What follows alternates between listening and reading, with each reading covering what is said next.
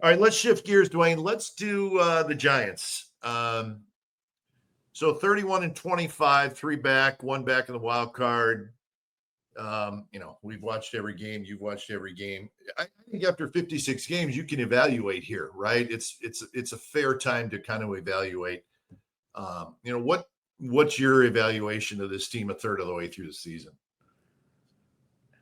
Well, I mean, they're where they're at because they're where they're at record-wise because of how they started.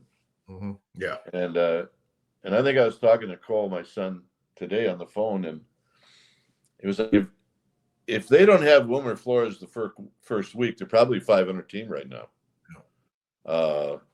That's where they made up the difference as to being above 500. Because, after the first 10 days, I think they're playing 500 baseball. Yep, they are. And I think we knew that there were going to be stretches where this team was going to strike out offensively and strike out not at an alarming rate, but one where you go, can we put the ball in play a little bit? Mm-hmm.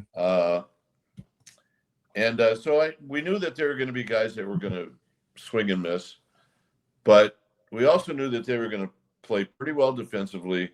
The pitching was going to be really, really strong, not knowing what Robbie Ray was going to do. So that added to that. And, of course, their bullpen has been, fantastic. Their offense right now is they're spinning their wheels, and it's going to happen. I mean, the Dodgers went through a stretch where I think they lost 7 in a row. And look at that team. I mean, the Padres did the same thing. So teams are going to hit stretches like this. It's just that when the offense is not doing anything, it becomes boring, alarming. I can't watch this. I mean, I know what the fans are all thinking and what they're saying. But Chapman's starting to swing it. Adames is going to get it going. And I'm pretty confident that things are going to start to get a lot better. Because right now they're living on pitching and their bullpen. And and maybe the powers that be with Buster and Zach, maybe they pull the trigger and make a deal or two to strengthen the offense. We'll have to wait and see. But right now they're going to go as far as they can with pitching, and they're going to have to get some key hits. And you and I talk about this at coffee all the time. When you go into a town, you just don't get swept. Win one game. Yeah. And that's what I felt about Detroit. Win one game, because it can make the difference of the entire trip. Where now you're in Miami. If you win one game in Detroit, now it makes it a lot easier to have a decent road trip. Now there's more pressure on you here in Miami because of the fact that you didn't win a game in Detroit. Win one game, and it just makes things a lot easier. Yeah, and offensively, we can throw the numbers out there, but we know there's 24 runs scored in the last 11 games. And so 11, you figure 2 weeks, and you and I have always agreed on this. When your team is not scoring runs, then I think as a fan, and listen, even all of us who, are fans, but you try to, control your emotions a little bit. But when you're not scoring runs, it's easy for your team to look like they're not a good team. And when a slump happens, it feels so much longer than it really is. And every team goes through it. But, you can see the fans' frustration because when you don't score runs, you just to me, it's more frustrating than if your pitching staff is getting knocked around. I don't know if that makes any sense or not. There's just something about not scoring runs, missed opportunities. It's just more frustrating for any of us, especially I think for fans. Well, runs are entertaining. Yeah, that's right. I mean, if you score 7 or 8 or 10 runs, I mean, that's entertaining. Don't get me wrong. A 1-0 win is very, very entertaining. But if if you're playing 1-0 games, win or lose for a week, after a while, it's not entertaining. Yeah. So you got to swing the bats to make things entertaining. And that's not the easiest thing to do.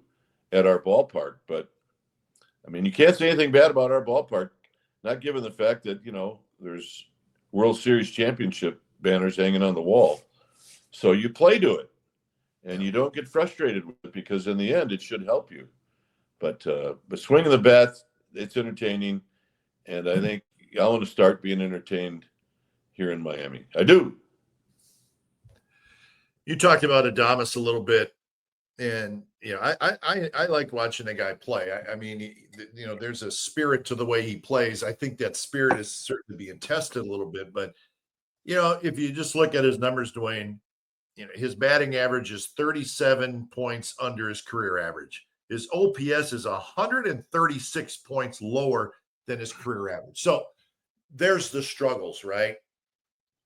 But I know, as you're a broadcaster, you're there a lot.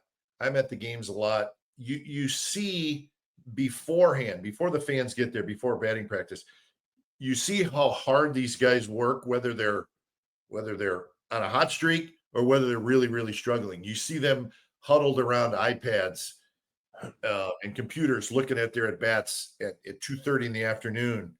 You see them grinding in the batting cage with Barry Bonds and all the hitting coaches and having meetings. And so there's a lot more than just that pregame batting practice that goes on.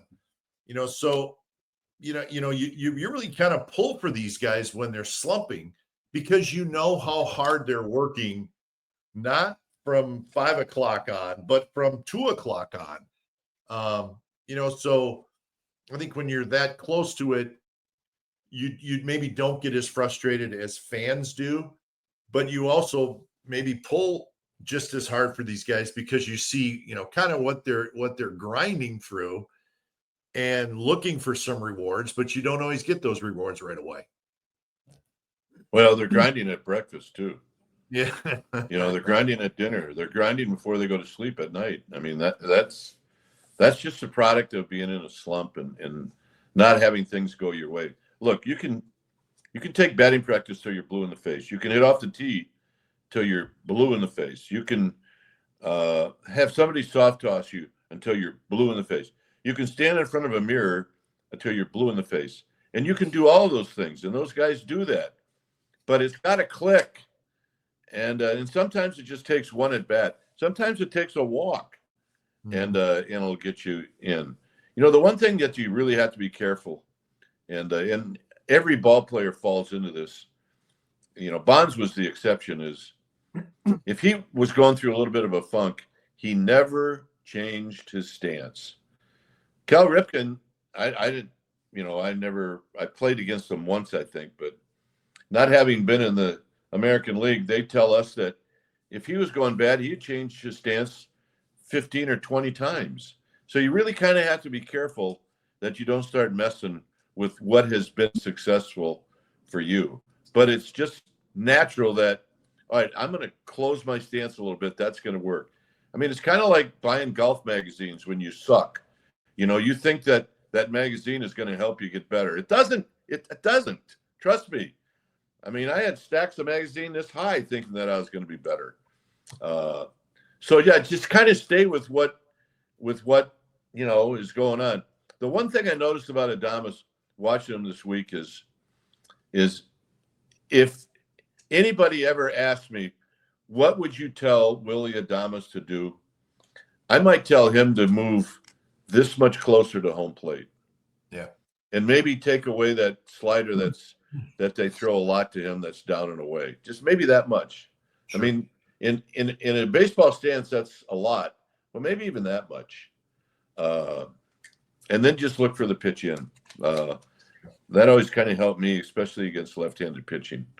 But you know what? It's going to happen, and he can beat you in a lot of ways. Plus, he's the energy on this club, and I give him credit. Even when he struggled offensively, that has not affected how he goes about treating his teammates and how he treats the game. He has fun, and he shows it. So, good for him. You pull for guys like that. Yeah, and I'm always amazed at how mentally strong big leaguers are and have to be. I when you were playing, I mean, I was in high school, and I probably wasn't ready to talk to you about the mental side of the game, but it really does amaze me how, um, how strong these guys are, and they got to grind through it. And I remember you told me a story about a guy that was a teammate of yours in Cleveland. Obviously, I'm not going to say his name, but he was a really talented young player, but his career kind of flamed out. But for one shining moment, he was terrific.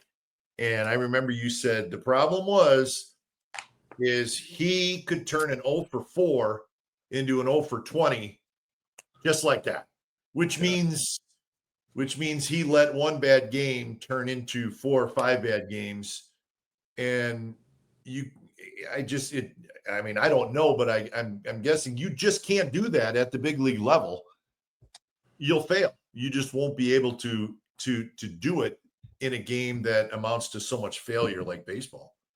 Yeah, I mean, the whole point is if you can forget about it on your way home, I mean, that's the best way to handle it, but it's a lot easier said than done.